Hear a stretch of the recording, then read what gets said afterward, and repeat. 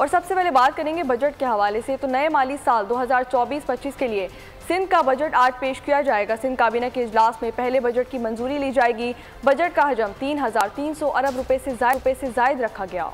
कराची के 11 मेगा मंसूबों के लिए 1 अरब 8 करोड़ मुख्तस किए जाने का इम्कान है।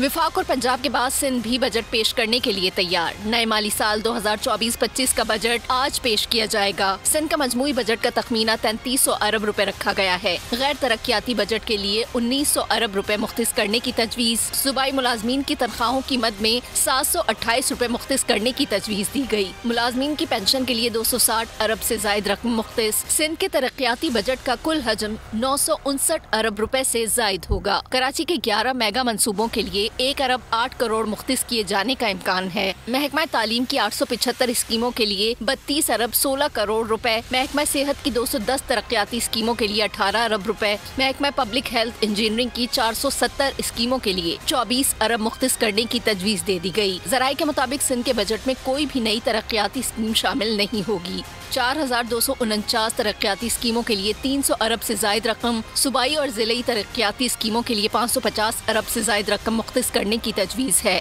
सिंध हुकूमत ने 12 साल के बाद शेड्यूल रेट्स को रिवाइज कर दिया। सैलाब से तबाहशुदा इंफ्रास्ट्रक्चर की बहाली के लिए 10 अरब मुख्तिस करने की तजवीज दी गई है। सब्सक्राइब करें और बेल दबाएं ताकि कोई खबर रह न जाए।